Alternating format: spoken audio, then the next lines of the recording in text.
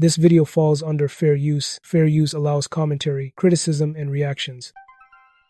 What's up, back with another one. So today I'm going to show you this clip of Stephen A. The Super Bowl itself has become an incredibly festive environment. It's a celebration. Even non-football fans look forward to the Super Bowl. Pastors evolve their schedules, their scheduled sermons, for crying out loud, around NFL schedules. They don't even be thinking about bothering anybody Super Bowl Sunday.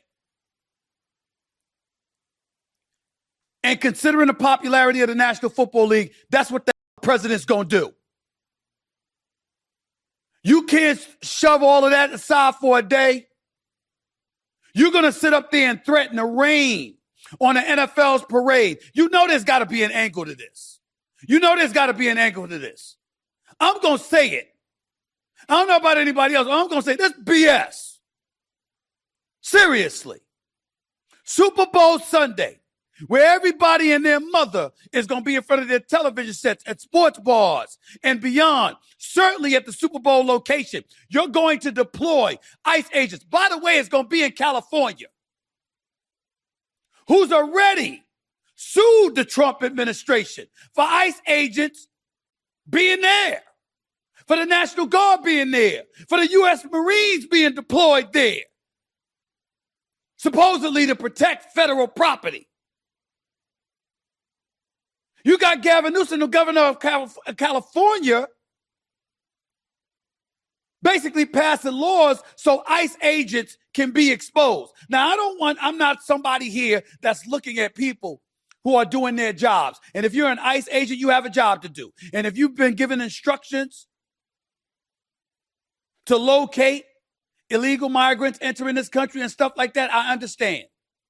I don't want any harm to come to any ICE agents or anything like that. But I don't have a problem with you not being able to mask yourself, with you being seen. If law enforcement officers, if police officers, if FBI agents and others have to identify themselves when they're engaging in law enforcement, why should you be any different than an ICE agent? Again, I'm not advocating any harm or any negativity to come in the way of an ICE agent. They're just doing their job.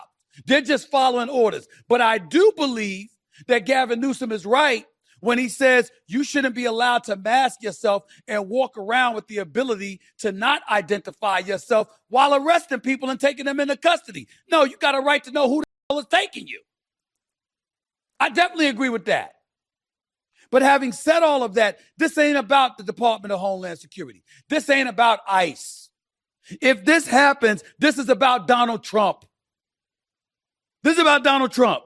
Now, I told you I'm going to be fair. I'm going to be fair. But I'm telling you, this sucks. And this harkens me back to what I said to y'all on many, many freaking occasions in the past.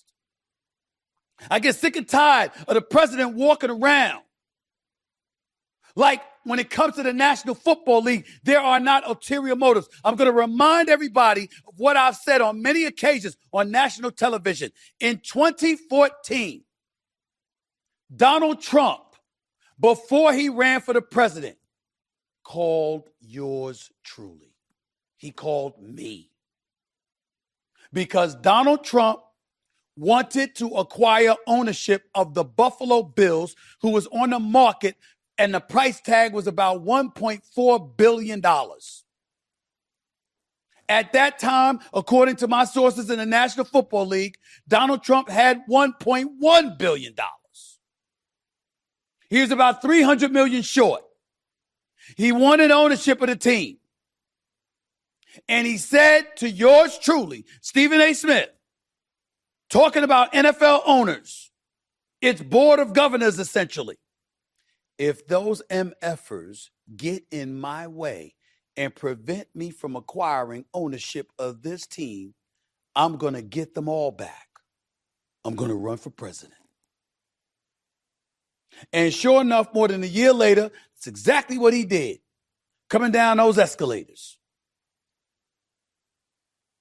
And ever since then, he's been on wheels ever since.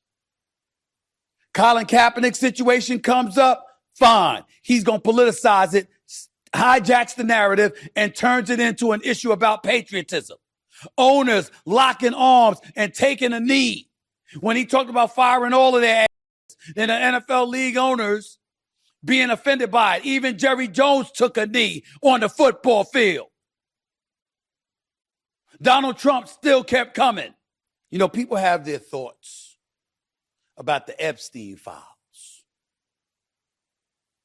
That's what they keep bringing up, Donald Trump and the Epstein files. You know, you got MAGA right that wants those files revealed. You got folks on the Democratic side siding with some of these folks on the right wanting to know more about the Epstein files. You got court orders coming down involving the stuff, whatever. I'm starting to notice that let's make noise. If you're the administration, ever since the Epstein file became a big deal, let's make noise about everything. Is it an evasive tactic? Is it a distractionary measure? I don't know. I don't like talking about it. I ain't about to talk about it. But I don't appreciate reading this story about how the Super Bowl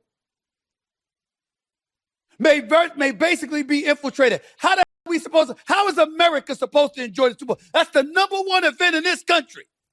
Stephen A. really be talking like he's running for president or something. The way he switches up depending on who's watching, it's like he's trying to play both sides. And honestly, folks are starting to catch on. How is America supposed to enjoy the Super Bowl? And we got reports that's going down the pike that's not going to dissipate, by the way. It's only going to build momentum. And we're going to sit over here over the next few months, the NFL no doubt doing the same, worried that the greatest event in American sports right now is threatening to be contaminated by the Department of Homeland Security, who's going to deploy ICE agents. So anybody that is an American, look like one, may not have a name that sounds like one, because it's all going to be subjective according to ICE agents, right? You're going to go to the Super Bowl in the state of California, no less, a sanctuary state. And you're going to plan on deploying ICE agents to the Super Bowl to essentially arrest migrants for the purposes of deportation on Super Bowl Sunday, if not Super Bowl week.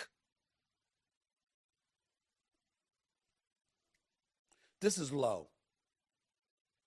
This is freaking low. It's un-American. I'll say it. It's un-American.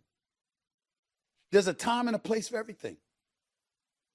When Donald Trump is right, I'll say so. When Donald Trump is excoriated for no good reason, I'll say so. But when he's wrong, I'm going to say that too. And there's millions upon millions. The number I counted yesterday on my political show, over 46 million citizens in this country. Migrants in this country, most of whom are here legally. And this is the number one sporting event in our country. And Donald Trump and the Department of Homeland Security is now threatening to smear it all by contemplating, if not flat out planning, to deploy ICE agents to the Super Bowl. If there was ever a time that collectively as American citizens, we stand up and say, oh, to the no. What's up? So what are my thoughts about this? Here's the thing, Stephen A. has been in the media game for a long time, and he knows how to work a camera. But this whole moment felt like he was performing for a future that's just not gonna happen. Some people out here really believe Stephen A. thinks he's gonna be president one day, or at least some major political figure. But let's be honest, that's not realistic. Viewers are smart. And when they see someone being inconsistent, especially on topics as serious as this, they speak up. What's happening here isn't just about one opinion on Trump at the Super Bowl, it's about trust. Folks have noticed that Stephen A.'s tone shifts depending on the room he's in, and that's why people are saying Roland Martin had a point, because when you try to please everyone, you end up losing credibility. Stephen A. might be trying to build some kind of legacy beyond sports, but if it's built on shaky takes and performative outrage, it's not going to land. You can't build political or cultural influence by being vague or trying to ride the middle. People want realness, and when they feel like they're getting a performance instead, they tune out.